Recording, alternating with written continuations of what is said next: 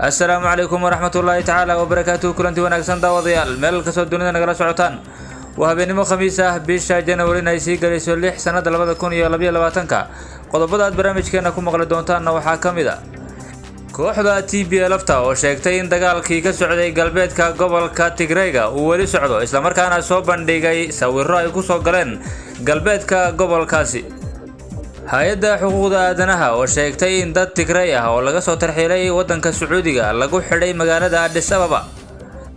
beesha caalamka oo fariin kulul u dirtay madaxda ku shirsan Afisiyoni ee ra'iisul wasaaraha dalka iyo madaxda maamul goboleedyada.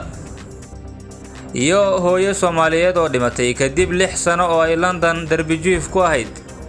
qodobadaas iyo qodobo kale oo faahfaahsan ayaad barnaamijka ku maqli doontaan saaxiibayaal. soo dhawaada.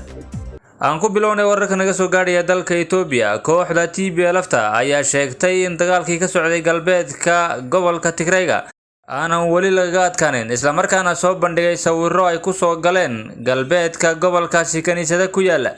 waxay sheegtay kooxda TPLF inuu dagaalku wali socdo isla markaana guulaha ay sheeganayaan ciidamada dawladdu aanay waxba ka jirin. waxay sheegtay kooxda TPLF dagaalka ka socda galbeedka gobolka Tigreega inay iyagu mararka qaar ku awood sareeyaan.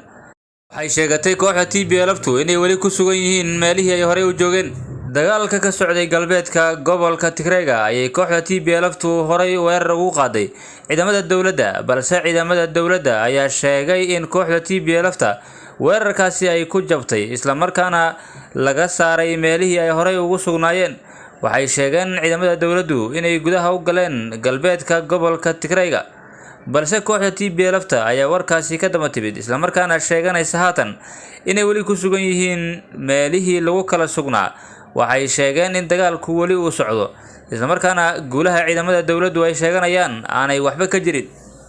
ciidamada kooxda TPLF ayaa soo bandhigay sawirro ay ku soo galeen kaniisada ku yaala galbeedka gobolkaasi Tigreega isla markaana goobahaasi ay caan ku yihiin, balse ma jirto sawirradaasi cid xaqiijin karaysa inay yihiin kuwa hore ay ugu galeen kooxda TPLF goobahaasi ay haatan sheeganayaan inay ku sugan yihiin, iyadoo kooxda TPLF ay ballan qaaday inay ka soo duubi doonto muuqaallo halkaasi inay ku sugan yihiin iyo kale. qaar ka mid ah dadka falanqeeya arrimaha Itoobiya ayaa sheegay in kooxda TPLF wararka haatan ay sheegayso ay u muuqdaan inay wax ka jiraan, ciidamada dawladduna ay ku sugan yihiin goobihii ay hore ugu sugnaayeen oo ahaa galbeedka gobolkaasi Tigreega, gaar ahaana xuduudda Suudaan iyo dalka Itoobiya. TPLF ayaa sheegtay inay wali socdaan dagaaladii galbeedka isla markaana ay rajeynayaan inay guulo waaweyn ka gaadhaan ciidamada dawladda dalka Itoobiya.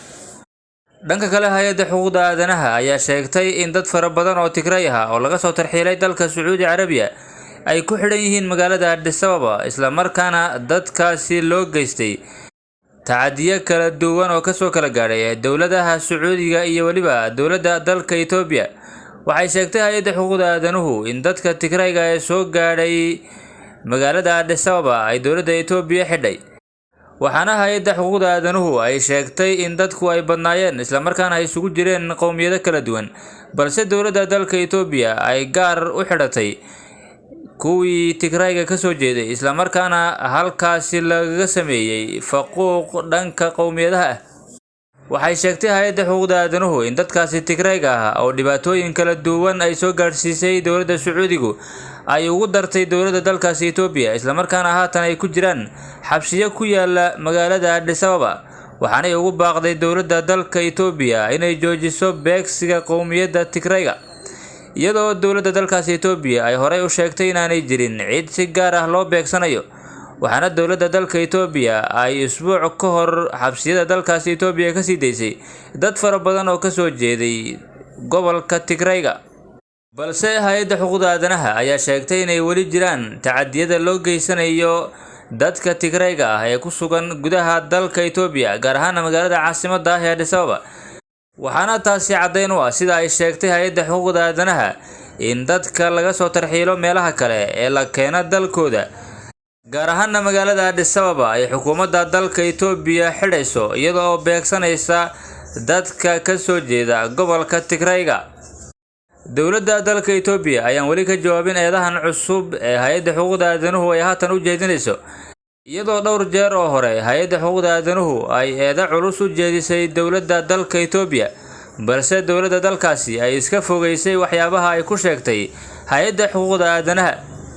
haatan aan eegno wararka naga soo gaadhaya dalka Soomaaliya iyadoo wali uu socdo shirkii madasha wadatashi qaran oo ay ka qayb qaadanayaan madaxda maamul goboleedyada iyo ra'iisul wasaaraha dalka Soomaaliya Maxamed Xuseen Roble oo shirkaasi hogaaminaya isla markaana ay hore ugu soo biireen midowga musharaxiinta iyo waliba golayaasha rayidka ah oo ay sheegeen in warbixino laga dhageystay ayaa beesha caalamka oo laftirkeeda ka qayb qaadanaysa shirkaasi waxay baaq u direen golaha wadatashiga qaran ee Soomaaliya inay xaqiijiyaan in doorashada dalka ka socota ay noqoto mid lagu kalsoonaan karo oo dhowaan la soo gabagabeeyo.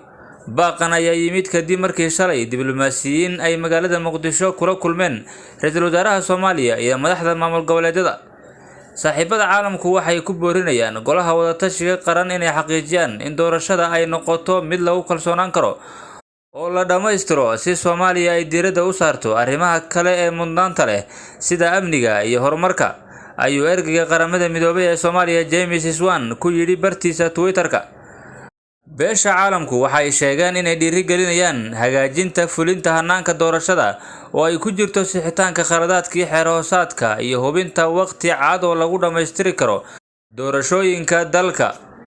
si kastaba ha ahaatee waxaa maalintii saddexaad Muqdisho ka socda shirka golaha wadatashiga qaran kaasi oo looga hadlayo sidii looga gudbi lahaa ismariwaaga siyaasadeed ee doorashada kaasi oo haatan abuuray khilaaf ka dhex taagan madaxweynaha Jamhuuriyadda Federaalka Soomaaliya mudane Maxamed Cabdullaahi Farmaajo iyo ra'iisul wasaaraha dalka mudane Maxamed Xuseen Roble. beesha caalamka ayaa wali ku dhex jirta madaxda ugu sarreysa dalka Soomaaliya waa maamul goboleedyada iyo waliba madaxda federaalka kuwaasi oo beesha caalamku ay ku khasabtay inay isugu yimaadaan magaalada Muqdisho si loo yeesho kulankaasi socda maalintiisii saddexaad isla markaana lagu soo gabagabeeyo doorashooyinka dalka ka socda ee abuuray buuqa faraha badan. haatanna London iyo hooyo Soomaaliyeed oo halkaasi ku geeriyootay kadib 6 sano oo ay darbijiif ku ahayd magaalada caasimadda u ah wadanka Ingiriiska ee London. muddo 6 sano ah ay Xaawo Cabdi iyo wiilkeeda Muxiidiin Geelle seexanayeen kursi meel bannaan ah oo ku taala koonfurta magaalada London. hooyadaasi ayaa se geeriyootay dhowr maalmood ka hor sababo lagu sheegay dhibaatooyinka caafimaad oo ka soo gaaray bannaanka ay jiifanayeen. dad badan ayay ka yaabsadeen kadib markii ay go'aan ku gaadheen inaysan ka dhaqaaqin meeshaasi iyagoo dhagaha ka furaystay dhammaan yabohoyadii loogu soo bandhigay guryo ay degi karaan. markii ugu horreysay hooyadan iyo wiilkeeda waxay indhaha warbaahinta qabteen iyagoo muddo dibadjiif ahaa. sanadkii 2017 qoraaga madaxa bannaan ee lagu magacaabo Tom de Castella ayaa ku baraarugay haweeneydan da'da ah iyo waliba wiilkeeda oo deganaa kursi ku yaala afaafka hore ee maktabadda Tooting. waxaa xilligaas uu ogaaday in meeshaasi ay sii joogeen 2 sano oo ka sii horreysay waqtigaasi taasoo ku noqotay arrin cajiib ah. waxa uu isweydiiyey sababta ay u waayeen cid wax u qabata balse mar kasta oo baaritaan uu ku sii sameeyay xaaladooda waxa uu sii muuqanaysay mid la yaab badan. Xaawo Cabdi iyo wiilkeeda ayaa hooy ka dhigtay bannaanka hore ee dhisme ku yaala Tooting Broadway kadib markii laga soo saaray guri uu ninkeeda ku geeriyooday. akhayrta sharafta leh hawada nagala socoto intaas waxaan ku soo koobinaa guud ahaan wararkiina soo gaadhayay intaan ku kulmayna warkan warka xiga waxaan idinkaga tegaynaa sidaas iyo nabadgelyo.